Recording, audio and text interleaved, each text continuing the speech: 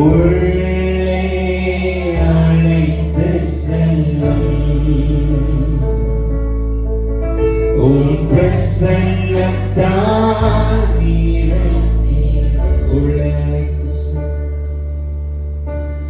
உள்ளே அழைத்து செல்லும் உம் பிரசன்னத்தால் நிரத்திடும் உந்தன் மகா பரிசுத்த ஸ்தலத்திற்குள்ளே என்னையும் அழைத்து செல்லும். சத்தமா ஜெயிக்கலாம். உந்தன் மகா பரிசுத்த ஸ்தலத்திற்குள்ளே என்னையும் அழைத்து செல்லும். உம் பரிசுத்த இரத்தத்தினாலே என்னை கழுவிடும். உம் பரிசுத்த இரத்தத்தினாலே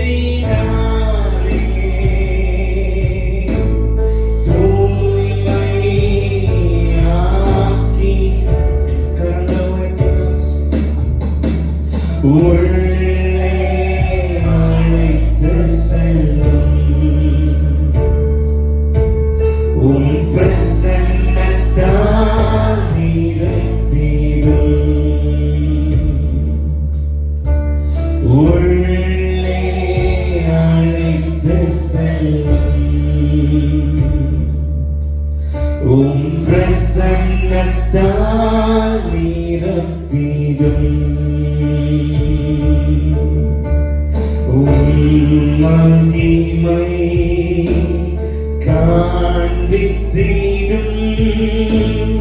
உம்மை போல் மாற்றிடும்.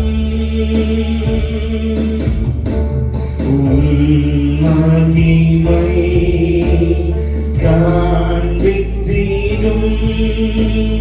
உம்மை போல் மாற்றிடும். எல்லாரும் சேர்ந்து உள்ளே அழைத்து செல்லும். உள்ளே அழைத்து செல்லும். உம் பிரசன்னத்தால் நிரத்திடும். உள்ளே அழைத்து செல்லும். உம் பிரசன்னத்தால் நிரத்திடும். உள்ளே அழைத்து செல்லும். உள்ளே அழைத்து செல்லும். உம் பிரசன்னத்தால் என்று சொல்கிற சாயங்காலோடு யாரும் சேர்ந்து உள்ளத்தினுடைய ஆழத்தில் இயேசுவே உம்மை துதிக்கிறோம், ஸ்தோத்திரிக்கிறோம். ஆண்டுடைய சமூகத்தில் சந்தோஷமா இருக்கிறீங்க. இன்னொரு புதிய வாரத்தினுடைய ஒரு துவக்கத்துல, ஒரு ஆரம்பத்துல நம்ம எல்லாரும் சேர்ந்து நம்முடைய தேவனாகிய கர்த்தரை ஆராதிப்பது உண்மையிலேயே நமக்கு சந்தோஷமான ஒரு விஷயம், ஆசீர்வாதமான ஒரு விஷயம். ஹல்லேலூயா.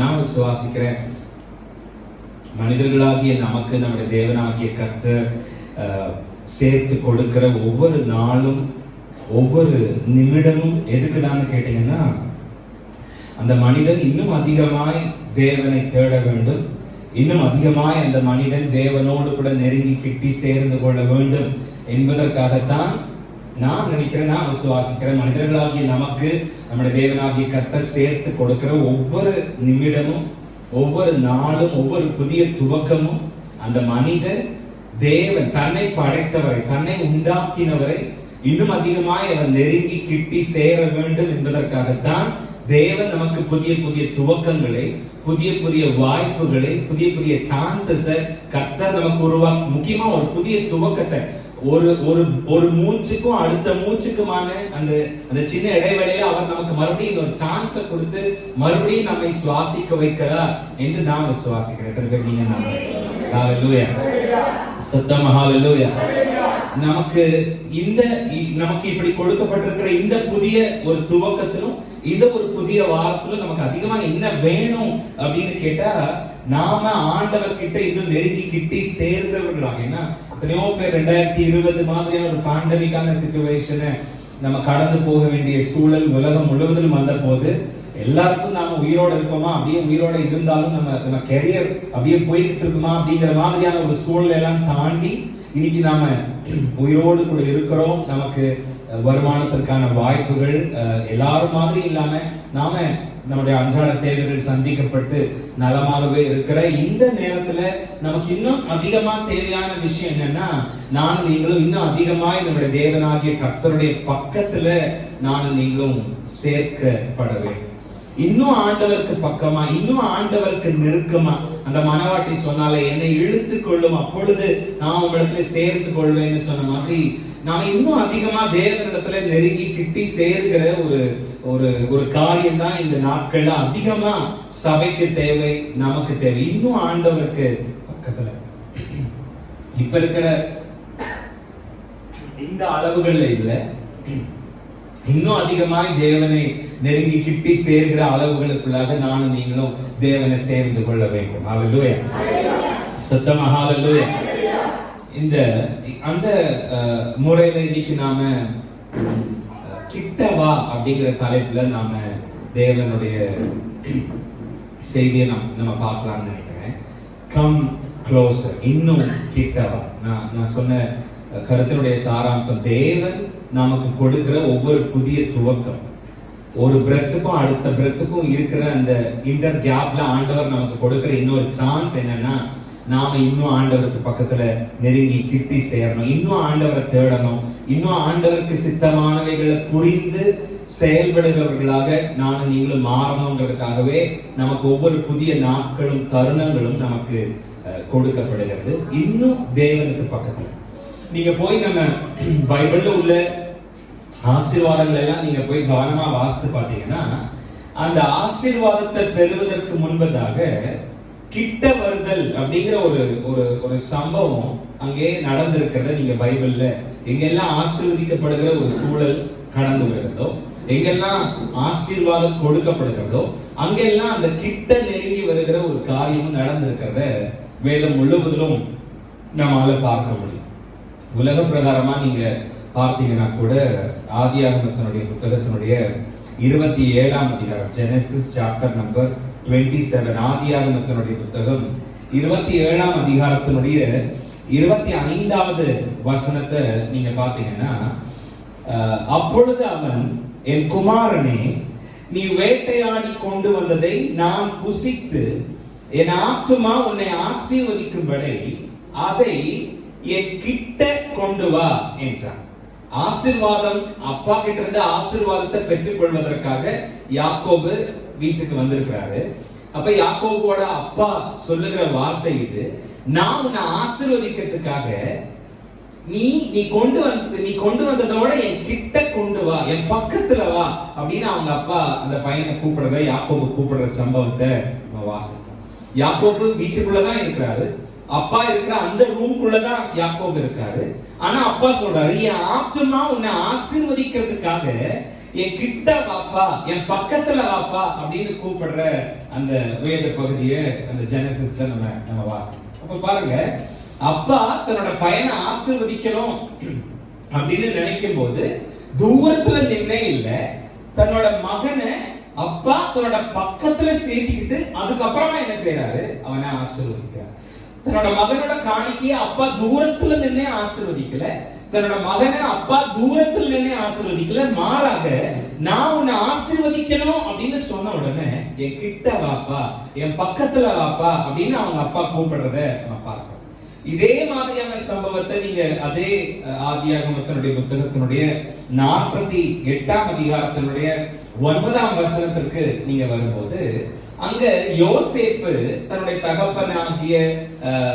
தகப்பனை நோக்கி தம் பிள்ளைகளை ஆசீர்வதிக்கிறதுக்காக கொண்டு வந்த போது, அப்போ அவங்க அப்பா சொல்லுவாரு, நான் அவர்களை ஆசீர்வதிக்கும்படி. வசனத்தை பாருங்க, ஆதியாகமம் 48ஆம் அதிகாரத்தினுடைய 9ஆம் வசனம். யோசேப்பு தன் தகப்பனை அவனை நோக்கி, இவர்கள் இவ்விடத்தில் தேவன் எனக்கு அருளின குமாரர் என்றான்.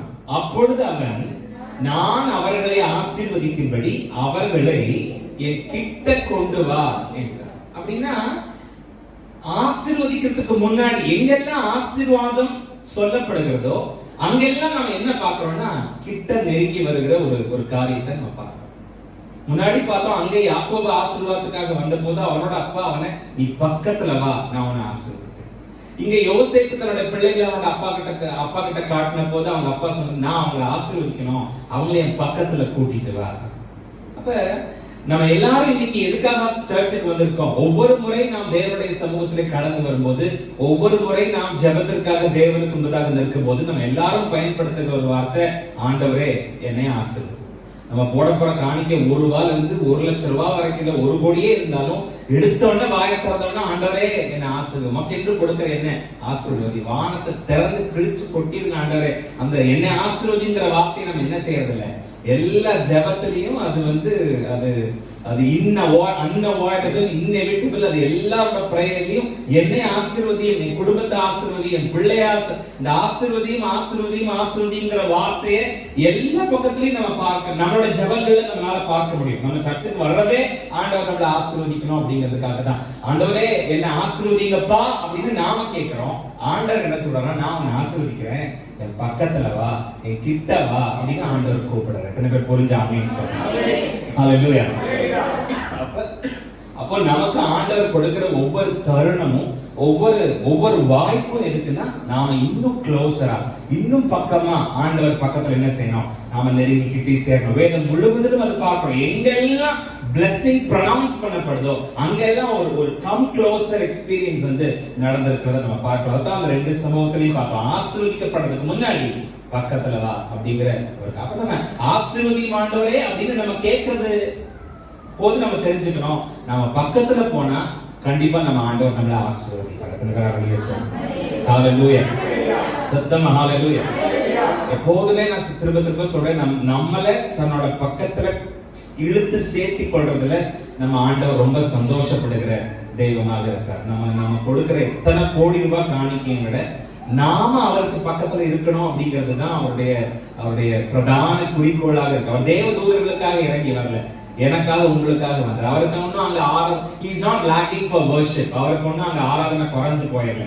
அங்க கோடிக்கணக்கான தேவதூதர்கள் 24 மணி நேரம், நம்மளாவது வாரத்துல ஒரு நாள் அரை நாள், அதுவும் இப்ப நான் பண்ண மாதிரி ப்ராப்பர் பிராக்டிஸ் எல்லாம் எதையோ பண்ற மாதிரி எல்லாம் கூட போனா கூட அங்க பர்ஃபெக்ட்டா 24/7 எல்லாம் நீட்டா என்ன செய்துட்டு இருக்கோம், நடந்துட்டு இருக்கு. இப்ப நான் ஆராதிச்சாலும் ஆராதிக்கலைனாலும், நான் சொன்னாலும் சொல்லினாலும் அவர் கடவுள், அவர் தேவன், அவர் கர்த்தர், அவர் ராஜா, அவருடைய சிங்காசனம் நித்திய சிங்காசனம். அதை யாராலும் அசைக்க முடியாது, மாற்ற முடியாது. நான் ஒத்துக்கிட்டாலும் ஒத்துக்கலைனாலும், எத்தனை நாத்திகவாதி எழுப்பி கடவுள்னு ஒருத்தன் இல்லைன்னு சொன்னாலும் சொல்லலைனாலும், அவர் கடவுள், அவர் தேவன், அவருக்கு ஆராதனை நடந்துட்டு தான் இருக்கு. ஆனா அதெல்லாம் தாண்டி அற்ப மனுஷனாகி என்னையும் உங்களையும் அவர் தேடி இறங்கி வந்தது எதுக்குன்னா, நாம் அவர் ஆராதிக்கணும், நாம் அவருக்கு பக்கத்துல இருக்கணும்னு அவர் விரும்புகிற தேவனாகவே இருக்கிறார். உங்களுக்கு தெரியும், நீங்க மோசே அந்த தேவ பர்வதமாகிய ஓரேப்ல அந்த முச்செடியில அக்கினி பற்றி எறிந்த சம்பவத்தை நம்ம யாத்திராகமம் 3ஆம் அதிகாரத்துல நம்ம பார்ப்போம்.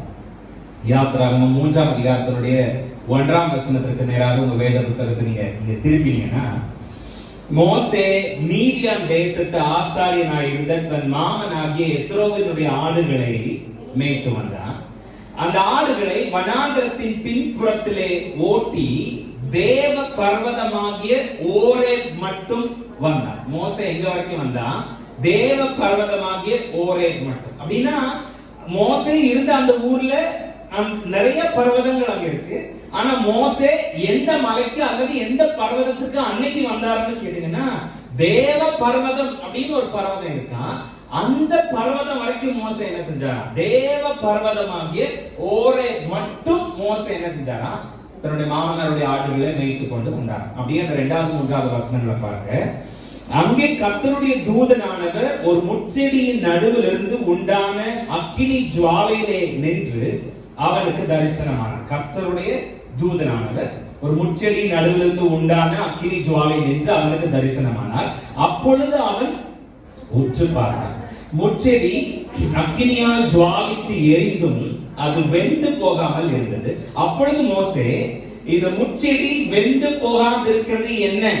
நான் கிட்ட போய் இந்த அற்புத காட்சியை பார்ப்பேன் என்று. நான் கிட்ட போய் இந்த அற்புத காட்சி. பொதுவா காட்டுல தீ பிடிச்சி எரிஞ்சா எல்லாரும் ஓடணும். ஏன்னா ஒரு பத்தி காடு தீ பிடிச்சிச்சுன்னா அமெரிக்கா மாதிரியான பெரிய பெரிய புளோரிடா மாகாணங்கள்ல பெரிய பெரிய வல்லரசுகள்ல ஒரு காட்டுல தீ பத்தினா அவங்க அதை அணைக்கிறதுக்காக போராடுற எத்தனையோ முயற்சிகளை நம்ம பார்க்கிறோம்.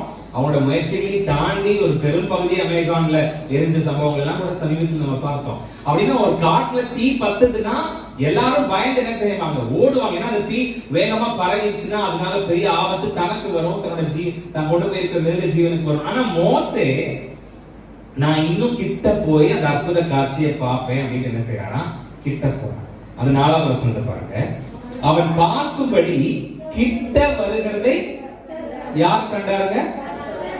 முன்னாடி 2ஆவது வசனத்துல என்ன பார்த்தோம்? கர்த்தருடைய தூதனானவர் ஒரு முட்செடி நடுவிலிருந்து அக்கினி ஜுவாலையிலே நின்று அவனுக்கு தரிசனமானார். கர்த்தருடைய தூதனானவர். இங்க 4ஆவது வசனத்துல அவன் பார்க்கும்படி கிட்ட வருகிறதை யார் கண்டா?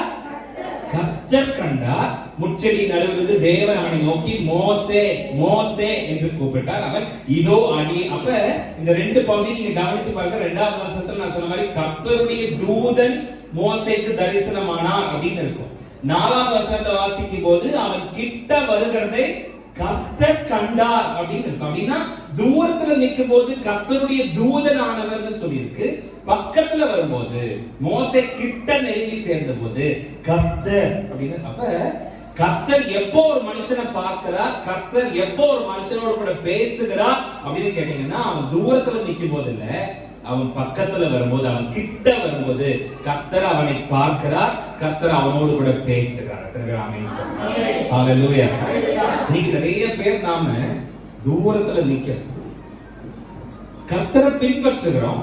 ஆனா எப்படி பின்பற்றுகிறோம்னா பக்கத்துல நின்னு இல்ல, தூரத்துல நின்னு என்ன செய்யறோம்? பின்பற்றுறோம். ஆனா கேட்டா நம்ம எல்லாருமே என்னதான் சொல்றோம்? கர்த்தரை தான் பின்பற்ற. ஆனா பக்கத்துல நின்று பின்பற்றுகிறோமா, தூரத்துல நின்று பின்பற்றுகிறோமா அப்படிங்கிறது தான் கேள்வி.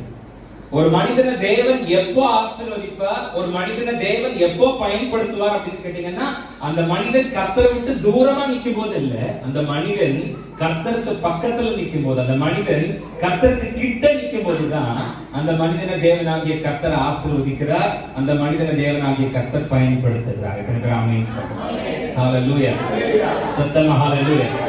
பாருங்க, கர்த்தர் நம்மோடு கூட பேசி நம்மை கொண்டு சில காரியங்களை இந்த ஊழியத்திலே அல்லது இந்த நாம வாழ்ற ஊர்ல நம்ம குடும்பத்துல என்ன கொண்டு கர்த்தரை எதையாவது செய்யணும் அப்படின்னு நாம விரும்பினா, நாம விரும்புறது தப்பு இல்லை. ஆனா கர்த்தர்கிட்டயும் ஒரு விருப்பம் இருக்கு. அது என்னன்னா, அவருக்கு பக்கத்துல நாம வரணும்னு அவர் விரும்புகிறார். அவருக்கு பக்கத்துல நாம இருந்தாதான், அவருக்கு கிட்டக்க நாம இருந்தாதான் அவரால் நம்மளை பயன்படுத்த முடியும். நம்மளை கொண்டு அவரால் எதையாவது இந்த பூமியில தூரமா நிக்கிற ஒரு ஆளை வச்சு கர்த்தரால எதையுமே செய்ய முடியாது. யார் கர்த்தருக்கு பக்கத்துல இருக்கிறார்களோ அவர்களை கொண்டு தேவன் பலத்த காரியங்களை செய்கிறார். அவர்களுக்கு தேவன் தன்னுடைய பலத்த ரகசியங்களை வெளிப்படுத்துகிறார். ஆமென் சொல்லுங்க. ஹல்லேலூயா. ஹல்லேலூயா. அப்ப நாம் நீங்களும் இன்னைக்கு ஆசீர்வதிக்கப்பட வேண்டுமானால், அற்புதங்களை அதிசயங்களை நிரலாய் திரளாய் நம்முடைய வாழ்க்கையில பார்க்க வேண்டுமானால், இன்னைக்கு ராத்திரி நாம ஒரு விஷயத்தை மனசுல வச்சுக்கணும். அப்படின்னா, நான் ஆண்டவருக்கு கிட்ட போகணும், நான் ஆசீர்வதிக்கப்படணும்னா, நான் அற்புதங்களை அதிசயங்களை என் வாழ்க்கையில நிறைய பார்க்கணும்னா, நான் தூரத்துல இல்ல, ஆண்டவருக்கு பக்கத்துல இருக்கணும் அப்படிங்கறத நம்மளோட மைண்ட் நாம இன்னைக்கு நல்லா பதிய வச்சுக்கணும். ஆமென் சொல்லுங்க. ஹல்லேலூயா. மார்க்கினுடைய சுவிசேஷ புத்தகத்தினுடைய 10வது அதிகாரத்துல சிறு பிள்ளைகளை ஆசீர்வதிக்கும்படி அந்த பிள்ளைகளுடைய பெற்றோர்கள் அந்த பிள்ளைகளை இயேசுவினிடத்திலே கூட்டிக் கொண்டு வருகிற சம்பவத்தை நம்ம பார்ப்போம். The Gospel according to Markல 10th chapterல பார்ப்போம். அந்த சிறு பிள்ளைகளை அதனுடைய பெற்றோர்கள் இயேசுவினிடத்திலே கொண்டு வருகிறார்கள். அப்படி கொண்டு வருகிற போது சீஷர்கள் அதட்டுகிறார்கள். அந்த சிறு பிள்ளைகளை இயேசு கிட்ட கொண்டு போறதுக்கு விடாம சீஷர்கள் அவர்களை அதட்டுகிறார்கள். நீங்க மார்க் எழுதின சுவிசேஷத்தோட 10ஆம் அதிகாரத்தோட 13வது வசனத்தை பாருங்க. அப்பொழுது சிறு பிள்ளைகளை அவர் தொடும்படிக்கு அவர்களை அவரிடத்தில் கொண்டு வந்தார்கள். கொண்டு வந்தவர்களை சீஷர்கள் அதட்டினார்கள். 16வது வசனத்தை பாருங்க.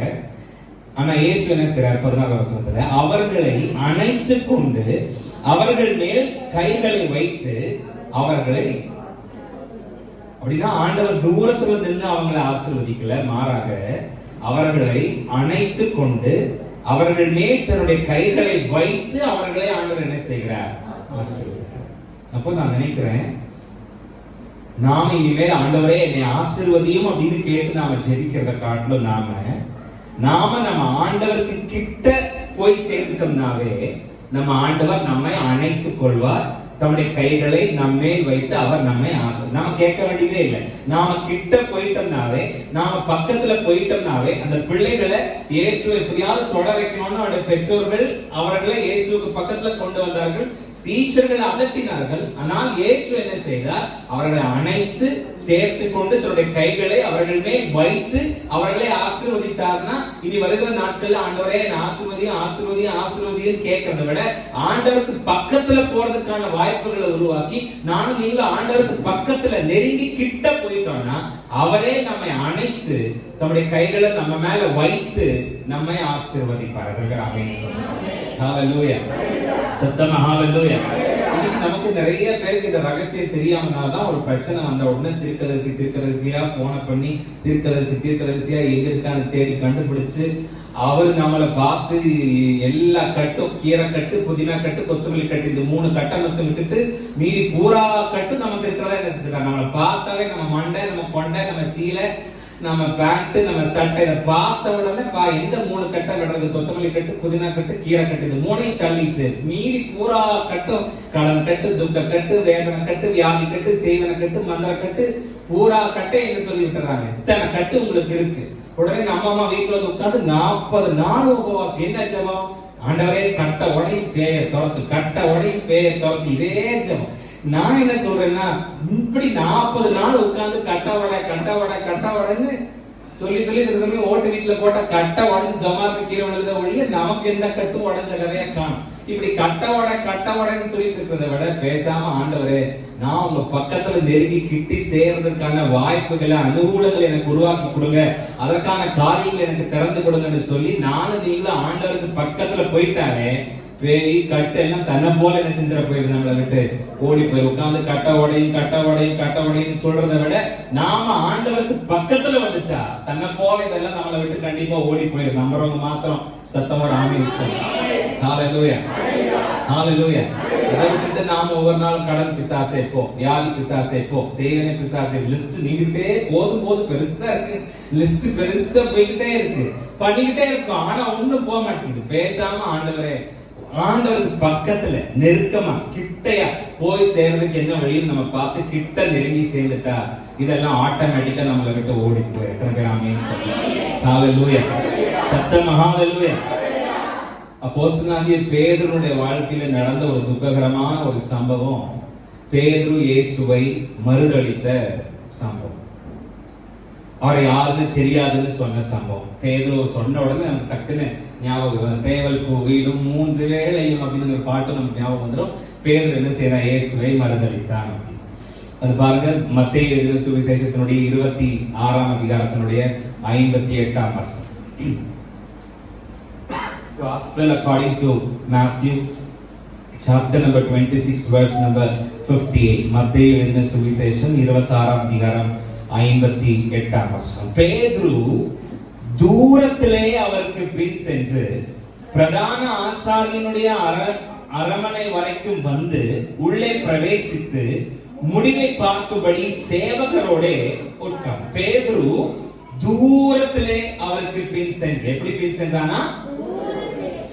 தூரத்துல பின் சென்றார்னா, அவரை கேட்டா நீ இப்ப யாருக்கு பின்னாடி போயிட்டு இருக்கேன்னு பேதுருவை கூப்பிட்டு கேட்டா, நான் இயேசுவுக்கு பின்னாடி தான் போறேன், இயேசு போறாரு, தான் நானும் போறேன், அவருக்கு பின்னாடி தான் போறேன். இப்ப பேதுரு இயேசுவுக்கு பின்னாடி தான் போறார். பேதுரு பேய்க்கு பின்னாடி போகல.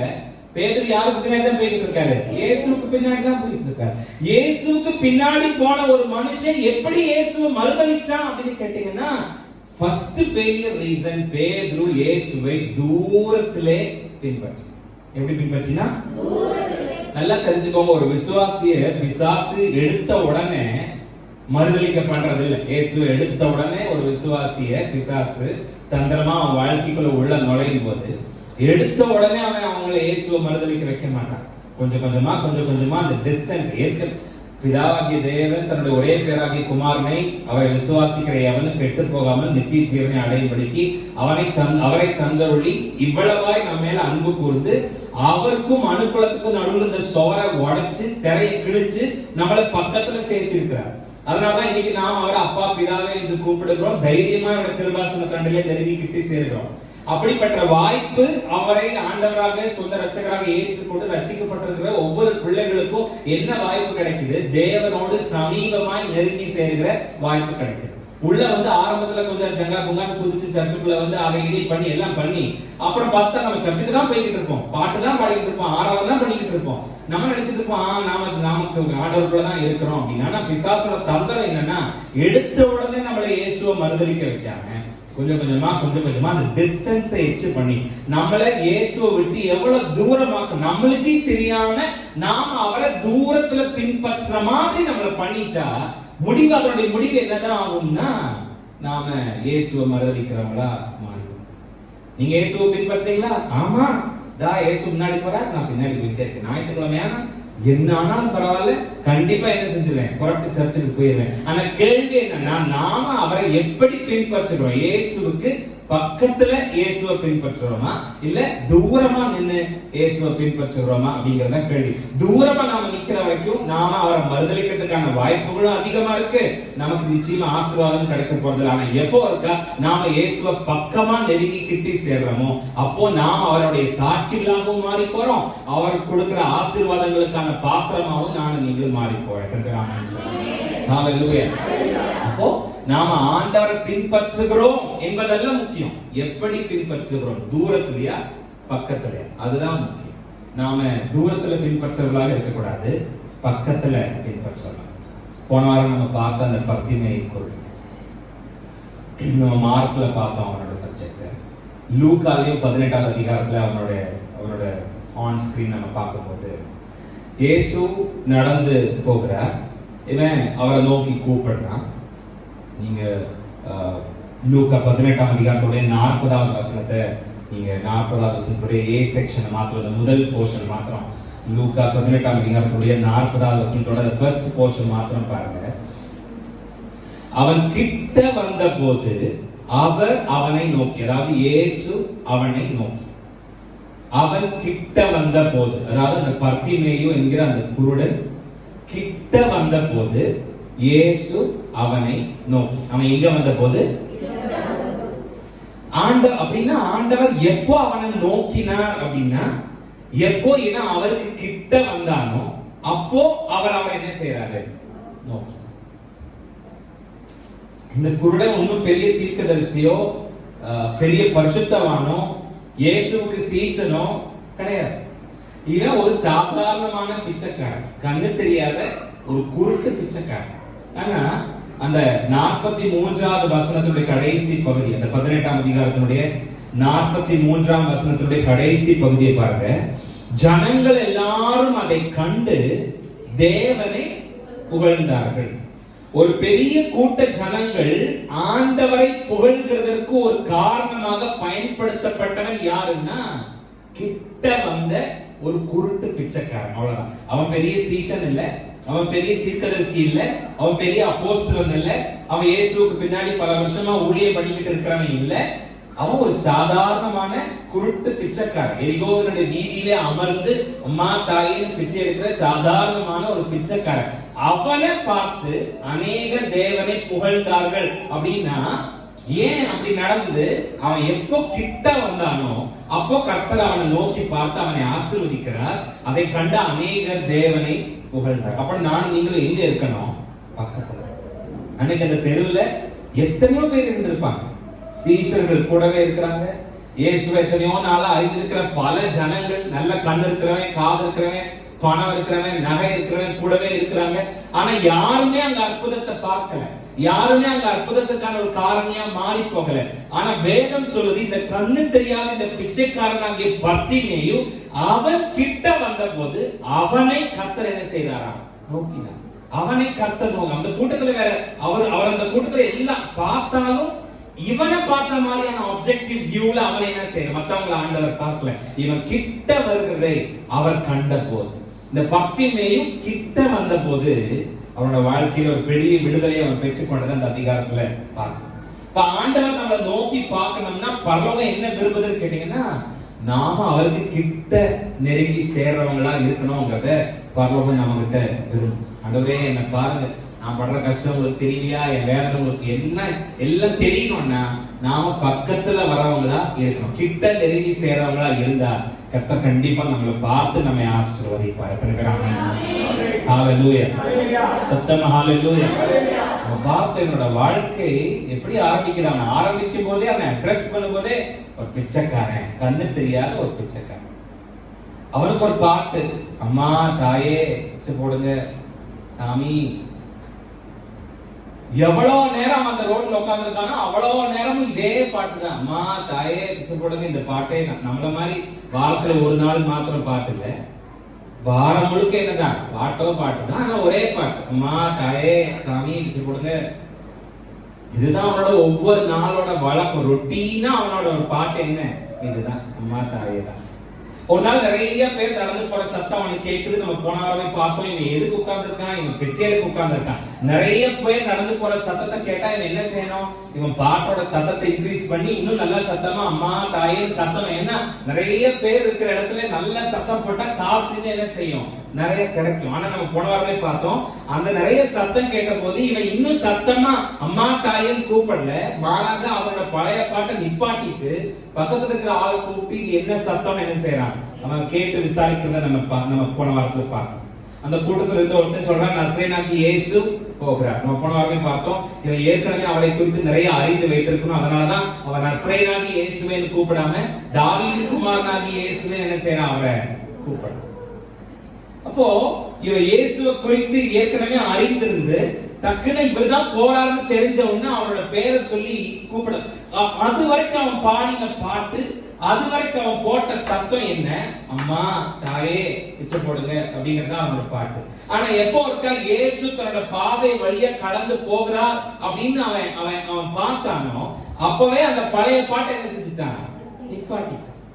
நாமளும் ஆண்டவர் கிட்ட நெருங்கி சேர்ற ஒருத்தரும் அம்மா பாட்டி தாத்தா பாஸ்டர் சிஸ்டர் இந்த பாட்டெல்லாம் நிப்பாட்டிட்டு ஆண்டவர் கிட்ட வந்துட்டோமா, ஆண்டவரை பார்க்க ஆரம்பிச்சிட்டோமா, அப்போ ஒரே பாட்டு தான், தாவீதின் குமாரனே எனக்கு இறங்கும்ங்கிற ஒரே பாட்டு தான். அந்த பாட்டு மாத்திரம் நமக்கு இருந்தா, எனக்கு ஒத்தாசை ஒரு பர்வதங்களுக்கு நேராக என்னோட கண்களை ஏறெடுப்பேன், வானத்தின் பூமி உண்டாக்கின கர்த்தரிடத்திலிருந்து எனக்கு ஒத்தாசைகள் கண்டிப்பா என்ன செய்யும் வரும். அதுக்கப்புறம் நானும் நீங்களும் மனுஷங்களை பார்க்கறவங்க என்ன செய்யக்கூடாது, அவன் அதைத்தான் செஞ்சு. இந்த தெருவில் எத்தனையோ நாள் உட்கார்ந்து நான் மனுஷங்களை பார்த்துக்கிட்டே இருந்தேன், ஆனா இனி நான் மனுஷனை பார்க்க போறது இல்லை. அந்த பழைய பாட்டை நிப்பாட்டிட்டு இயேசுவே தாவீதின் குமாரனே எனக்கு இறங்கு. எத்தனை பேர் சத்தமா ஆமென் சொல்லுங்க? ஹalleluya, சத்தமா ஹalleluya. யோசித்து பாருங்க, அந்த பாதையில உட்கார்ந்து எத்தனையோ வருஷமா அவன் இந்த பாட்டை பாடி பிச்சை கேட்டுக்கிட்டு இருந்திருக்கான். ஆனா ஒருத்தரும் அவனை என்ன செய்யல, தொந்தரவு பண்ணல, யாரும் அவங்ககிட்ட சண்டைக்கு போல, 10 பைசா 5 பைசா அவங்க பிச்சையாவது போட்டாங்களே ஒளி அவங்ககிட்ட யாரும் என்ன செய்யல. ஆனா எப்போ இருக்க முறையா இந்த பிச்சைக்காரன் அம்மா ஐயாங்கிற பாட்டையெல்லாம் விட்டுட்டு இயேசுவே தாவீதின் குமாரனே எனக்கு இறங்கும்னு கூப்பிட்டானா அப்பவே என்ன செய்யறாங்க, சண்டைக்கு வந்துடுறாங்க, பிரச்சனைக்கு வந்துடுறாங்க. அதுலயும் யார்தான் முதல்ல தடையை கொண்டு வராங்க கேட்டா யாரோ இல்ல, அவிசுவாசிக இல்ல, இயேசுவுக்கு முன் நடக்கிறவர்கள் என்ன செய்யறாங்க, தடையை கொண்டு வந்து பிரச்சனையை கொண்டு வந்து, ஏய் பேசாம நீ பாடக்கூடாது, நீ பேசக்கூடாது, நீ நிக்க கூடாதுன்னு யார் சொல்றா, அவிசுவாசிகள் இல்ல, இயேசுவுக்கு முன் நடக்கிறவர்கள் தான் என்ன செய்யறாங்க, முதல்ல பிரச்சனை கொண்டு. இத்தனை வருஷமா அவன் கத்திட்டு கிடக்கிறான் அந்த தெருவில் உட்கார்ந்து, ஒரு பையன் அவனை ஒண்ணும் கேட்கறாங்க. எப்போ இருக்கா இவன் இயேசுவே கூப்பிட ஆரம்பிக்கிறானோ அப்பவே தடையை கொண்டு வராங்கன்னா, அதுதான் ஜெபத்தோட ரகசியம். நமக்கு தெரிஞ்சுக்கணும், நாம எப்போ இந்த உலகத்தை நோக்கி பார்க்கறத நிப்பாட்டிட்டு ஆண்டவரை நோக்கி பார்க்க ஆரம்பிக்கிறோமோ அப்போ கண்டிப்பா நமக்கு தடை என்னதான் செய்யும், வரத்தான் செய்யும். தேவன் ஒருவர் தான் எனக்கு உதவி செய்யக்கூடியவர். என்னுடைய கண்கள் அவரை மாத்திரம் தான் நோக்கி பார்க்கும். இனிமேல் நான் மனுஷங்களை பார்க்க மாட்டேன், இனிமேல் நான் தேவனை தான் பார்ப்பேன்னு எப்போ நாம முடிவெடுத்து தேவனை மாத்திரம் நம்ம நோக்கி பார்க்க ஆரம்பிக்கிறோமோ அப்பவே நமக்கு என்ன வரும்? கண்டிப்பா தடைகள் வரும். தடைகள் வரும். இயேசுவே தாவீதின் குமாரனே எனக்கு இரங்கும் என்று அவன் சத்தமிட்ட போது எல்லாரும் அவனை அதட்டினாங்க. அவன் நம்ம பார்த்தோம், அவனும் முன்னிலும் அதிக சத்தமாய் இயேசுவே தாவீதின் குமாரனே எனக்கு இரங்கும் என்று என்ன செஞ்சான்? நான் சொல்லுவேன், தடை வர்ற வரைக்கும் பழைய சத்தத்திலே கூப்பிட்டு இருந்தான். அவன் எந்த ராகத்துல பிச்சை எடுத்துட்டு இருந்தானோ அதே ராகத்துல என்ன செஞ்சுட்டு இருந்தான்? கூப்பிட்டு இருந்தான். அம்மா தாயே பிச்சை போடுங்க. இப்ப இயேசு தெரிஞ்சுனா இயேசுவே தாவீதின் குமாரனே எனக்கு இரங்கும், அதே பாட்டை மாத்திட்டு லிரிக்ஸ் மாத்திட்டு செஞ்சான், கூப்பிட்டு இருந்தான். ஆனா எப்போ ஒருக்கா தடை வந்துச்சோ அப்ப இன்னும் கொஞ்சம் ஸ்ருதி என்ன செஞ்சுட்டான்? இன்னும் கொஞ்சம் மேல ஏற்றி இன்னும் கொஞ்சம் ஹை பிட்ச்ல இன்னும் கொஞ்சம் ஹை நோட்ல என்ன செஞ்சான்? இயேசுவே தாவீதின் குமாரனே. நாமளா இருந்தா இயேசுனால கூப்பிட்டா அடி விழுகுன்னு சொன்னா மறுபடியும் பழைய பாட்டுக்கே போயிடும். அம்மா தாயே தெரியாம எனக்கு இந்த ஆளை யாருக்கே தெரியாது, பழைய பாட்டுக்கே போயிடும். ஆனா இந்த ஆளு பின்னும் அதிக சத்தமா என்ன செஞ்சானா? நானும் நீங்களும் ஒன்ன மறந்து போயிடக்கூடாது. நாம உண்மையாய் கர்த்தரை நோக்கி கூப்பிட ஆரம்பிக்கும் போது தடைகள் வரத்தான் செய்யும். ஆனா அந்த தடைகளை எல்லாம் தாண்டி நாம் நீங்கள் நம்முடைய தேவனாகிய கர்த்தரை நோக்கி என்ன செய்யணும்? தானியேல் வழக்கம் போல ஜெபிச்சுக்கிட்டே இருந்தார். அந்த ஆள ஒரு பிரச்சனையும் வரல. ஆனா திடீர்னு ஒரு நாள் ஒரு ஆர்டர் போடுறாங்க, இனி நீ ஜெபிச்சினா உனக்கு பிடிச்சி சிக்கி கட்டிக்குள்ள போட்டுருவாங்க. தடை வந்தவொடனே தானியேல் ஜன்னலை மூடிடுறேன். தடை வந்தவொடனே தானியேலுக்கு ஒண்ணு தெரிஞ்சது, அப்ப இவ்வளவு நாள் நான் பண்ண ஜெபத்தை கண்டிப்பா பரவாயில்ல கேட்டிருக்கு, அதனாலதான் ஒரு தடை வந்திருக்குன்னு சொல்லி மறுபடியும் வழக்கம் போல தன்னுடைய பலகலைகளை திறந்து தானியேல் தன்னுடைய ஜீவன தேவனாகிய கர்த்தரை நோக்கி கூப்பிட்டான். உலகத்துடைய அதிபதி அவனை பிடிச்சி சிறைச்சாலையில போட்டது என்னமோ உண்மைதான், சிங்க கேள்விக்குள்ள போட்டது என்னமோ உண்மைதான். ஆனா அவனை விடுவிக்கும்படிக்கு தேவன் தன்னுடைய தூதனுக்கு கட்டளையிட்டு உள்ள இறக்கினார்னா ஜெபத்துக்கு தடைகள் வரும். அதையும் தாண்டி யார் ஜெபிக்கிறாங்களோ அவங்க கண்டிப்பா தேவனிடத்திலிருந்து அற்புதங்களை பெற்றுக் கொள்வார்கள். எத்தனை பேர் ஆமென் சொல்லுங்க? ஹalleluya. சத்தமா ஹalleluya. தடை வந்த உடனே, மிரட்டல் வந்த உடனே பாட்டை நிப்பாட்டிட கூடாது, பாட்டை மாத்திடவும் கூடாது, ஸ்ருதி என்ன செஞ்சிட கூடாது? இறக்கிட கூடாது.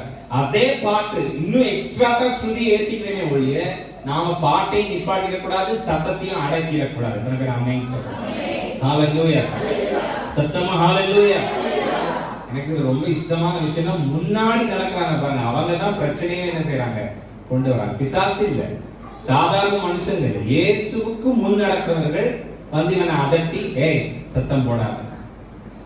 ஆனா யார ஆண்டவர் பார்க்கிறாருன்னா, யார ஆண்டவர் நோக்கி பார்க்கிறார், யார ஆண்டவர் தன்னுடைய கிட்ட இழுக்கிறாருன்னா இந்த தடைகளை எல்லாம் தாண்டி முன்னிலும் அதிக சத்தமா யார் கூப்பிடுறாங்களோ அவங்கள கர்த்தர் பார்க்கிறார், அவர்களை கர்த்தர் ஆசீர்வதிக்கிறார்னு சொன்னா நானும் நீங்களும் இன்னைக்கு அப்படிப்பட்ட விசுவாசிகளாக எப்படியாவது எனக்கு ஆண்டவருக்கு பக்கத்துல நெருங்கி கிட்டி சேரணும் அப்படிங்கிற உணர்வோட நாம் அவரை நோக்கி கூப்பிட்டா அவர் நம்மை நெருங்கி கிட்டி சேர்த்துக் கொள்வார். நாம் அவருக்கு பக்கத்துல போயிட்டா போதும், அவர் நம்மை அரவணைத்து தன்னுடைய கைகளை நம்ம மேல வைத்து நம்மை ஆசீர்வதிப்பார். ஹalleluya. சத்தமா ஹalleluya. இவன் கூப்பிட்ட போது ஆண்டவர் இவன் பக்கமா நடந்து போன போது ஆண்டவர் காது கேட்கலையா? கேட்டுச்சு. ஆனா எப்போ ஆண்டவர் நிற்கிறார், எப்போ ஆண்டவர் இவனை அழைத்து வருகிறார்னா எப்போ இவன் தடைகளையும் தாண்டி முன்னிலும் அதிக சத்தமாய் கூப்பிடுறானோ அப்போ அவனை ஆண்டவர் நோக்கி பார்க்கிறார், அப்போ அவனை ஆண்டவர் தன்னோடு கூட சேர்த்துக் கொள்கிறார்னு சொன்னா நானும் நீங்களும் முன்னிலும் அதிக சத்தமா இத்தனை வருஷம் இல்லாத அளவுக்கு நம்முடைய ஜெபத்தை இன்னும் கொஞ்சம் இந்த புதிய 2021 எச்சு பண்ணி, இன்னும் கொஞ்சம் நம்ம ஆராதனையை எச்சு பண்ணி, இன்னும் கொஞ்சம் தேவனுக்காக நம்ம படுகிற பிரயாசங்களை தியாகங்களை இன்னும் கொஞ்சம் எச்சுப்படுத்திக்கிட்டு நம்முடைய தேவனாகிய கர்த்தரை நோக்கி நாம கூப்பிட்டா நம்ம சத்தத்தை கேட்டு கர்த்தர் நிற்பார். அவர் நின்றால் நாம் நிச்சயமாகவே ஆசீர்வதிக்கப்படுவோம். ஹalleluya. சத்தமா ஹalleluya. ஹalleluya. இன்னைக்கு நாம இதை செய்வோம், அவருக்கு பக்கத்துல நெருங்கி கிட்டி சேர். தேவன் தம்மை நோக்கி இரவும் பகலும் கூப்பிடுகிறவர்களாகிய தம்மால் தெரிந்து கொள்ளப்பட்டவர்களின் விஷயத்தில் நீடிய பொறுமையுள்ளவராக இருந்து அவர்களுக்கு நியாயம் செய்யாமல் இருப்பார். இரவும் பகலும் தம்மை நோக்கி கூப்பிடுற விஷயத்துல அவர் எப்படி இருக்கிறாரா? சாதாரண பொறுமையா இல்ல, நீடிய பொறுமையா இருந்து அவர்களுக்கு கர்த்தர் கண்டிப்பா என்ன செய்வார்? நியாயம் செய்வார். நாம கூப்பிடும் போது தடை வந்த உடனே, பிரச்சனை வந்த உடனே இனி இயேசு வேண்டாம், இனி சர்ச்சு வேண்டாம், இனி ஜெபம் வேண்டாம், இனி உபவாசம் வேண்டாம், இனி அந்த அளவு விசுவாசம் வேண்டாம்னு நாம நம்மளை குறைச்சிக்க வேண்டாம். இந்த 2021 இன்னும் பக்கத்துல போவோம், இன்னும் ஆண்டவருக்கு நெருங்கி கிட்டி சேரும். நம்மள ஆண்டவர் ஆசீர்வதிக்கணும், நம்ம கூட ஆண்டவர் பேசணும், நமக்கு ஆண்டவர் தன்னுடைய மகத்துவமான மகிமையான காரியங்களை வெளிப்படுத்தணும்னா நாம ஆண்டவருக்கு பக்கத்துல போகணும். போனா இந்த 2021 அவர் நமக்கு வாக்கு பண்ணினபடி அவரோட மகிமை நம்ம மேல இருக்கு. நாம எழுதி பிரகாசிக்க வேண்டிய அவருடைய சொந்த பிள்ளை. எல்லாரும் நம்மளை சுத்தி இருக்கிறவங்களுக்கு என்ன நடந்தாலும் நமக்கு ஒரு சேதமும் வராதுன்னு கர்த்தர் நமக்கு வாக்கு பண்ண. அது எப்போ சாத்தியம்னா நாம அந்த கூட்டத்துல ஒரு ஆளா உட்கார்ந்து இருள் சூழ்ந்து கொள்கிற ஜனங்களோடு கூட, காரில் சூழ்ந்து கொள்கிற பூமிக்குள்ள உலகத்துக்குள்ள ஒரு ஆளா இருக்கும் போது நமக்கும் அவங்களுக்கு வர பிரச்சனை நமக்கு வரும். ஆனா எப்போ இருக்கா தேவனுடைய மகிமை நம்ம மேல விழற அளவுக்கு தேவனுக்கு பக்கத்துல நானும் நீங்களும் இருக்கிறோமோ அப்போ நமக்கு கண்டிப்பா அந்த பூமியை இருள் மூடினாலும் ஒரு கார்ல ஜனங்களை மூடினாலும் நமக்கு ஒண்ணும் ஆகாது. நாம நிச்சயமாகவே தேவனுடைய சாட்சிகளாக எழுதினதே இன்னைக்கு ராத்திரி வேலை நம்முடைய தேவனாகிய கர்த்தர் நோக்கி மானானது நீரோடையே வாஞ்சிப்பது போல் நான் வாஞ்சிக்கிறேன். உம்மன்பிலே மூழ்கலுமே உம்மோடு என்றென்றும் நடக்கணும் செல்லும்.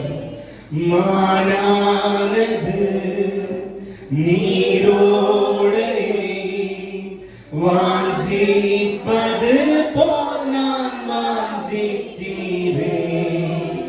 உம்மன்பிலே மூழ்கலுமே உம்மோடு என்றென்றும் சேர்ந்தலாருமா. உம்மார்பு சாய்ந்தார் சுகமே, உம் தோளில் கிடந்தார். உம்மார்பு சாய்ந்தார் சுகமே,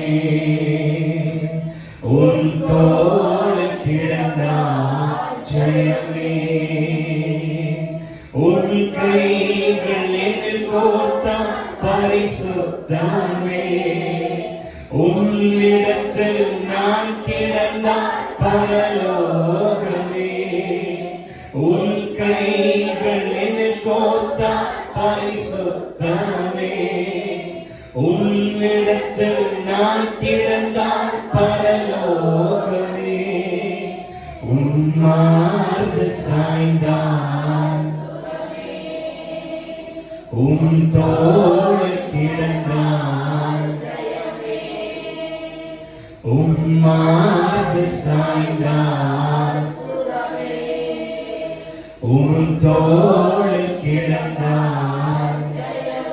ஓ ஹalleluya. எத்தனை பேர் இந்த சாயங்கால வேளையில தேவனுடைய சத்தத்தை எத்தனை பேர் கேட்கிறீங்க? அவங்க மாத்திரம் உள்ளத்துடைய ஆழத்துல இருந்து நானும் நீங்களும் ஆசீர்வதிக்கப்பட வேண்டுமானா, நானும் நீங்களும் நம்ம தேவனாகிய கர்த்தரால் நோக்கி பார்க்கப்பட்டு அவருடைய வார்த்தைகளை கேட்கிறவர்களாய் நானும் நீங்களும் விளங்கணும்னா, நடக்கணும்னா, மாறணும்னா அதுக்கு ஒரே ஒரு ஆப்ஷன் தான் பரலோகம் எனக்கு உங்களுக்கு கொடுத்துருக்காரு. என்னன்னா நாம அவருக்கு பக்கத்துல, தூரத்துல இல்ல, அவருக்கு பக்கத்துல. மோசே நெருங்கி கிட்ட வருகிறத கர்த்தர் பார்த்தபோது ஒரு பெரிய கூட்ட மக்களை விடுவிக்கிற ஒரு கருவியா யார கர்த்தர் பயன்படுத்துறாருன்னா, யார் கிட்ட நெருங்கி வராங்களோ அவர்களை தான் கர்த்தர் பயன்படுத்துகிறார்.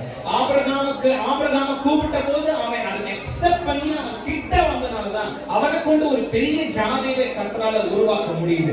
யாருடைய சத்தத்தை கேட்டு நெருங்கி கிட்ட வராங்களோ பயந்து போல சவுலா இருந்த பவுலுடைய சத்தத்தை கேட்டு அவனுடைய சத்தத்தை கேட்டு வெளிச்சத்தை பார்த்து பயந்து ஓடி ஒளிச்சல, மாறாக அந்த சத்தத்தை கேட்டு நெருங்கி கிட்டி சேரணும் விரும்பி எல்லாத்தையும் இன்னைக்கு பவுல் எதையெல்லாம் குப்பையா பிரசங்கம் பண்ணினாரோ, எதையெல்லாம் குப்பையா தூக்கி வீசினாரோ, அதெல்லாம் இன்னைக்கு இருக்கிற நவீன நாகரிக பிரசங்கிமார்கள் அதை தூக்கி பிடிச்சிட்டு பிரசங்கம் பண்ணிட்டு திரியும் போது பவுல் எதெல்லாம் இன்னைக்கு நாகரிக பிரசங்கியார்கள் பெருசா தூக்கி பேசுறாங்க அதெல்லாம் தூக்கி வீசி அவர் நெருங்கி ஆண்டவருக்கு பக்கத்துல போனால் அவர் இருந்த எல்லா அப்போஸ்தலரை காட்டிலும் பயங்கரமான ஊழியத்தை அவரால் செய்து நிறைவேற்றி முடிக்க முடிந்தது.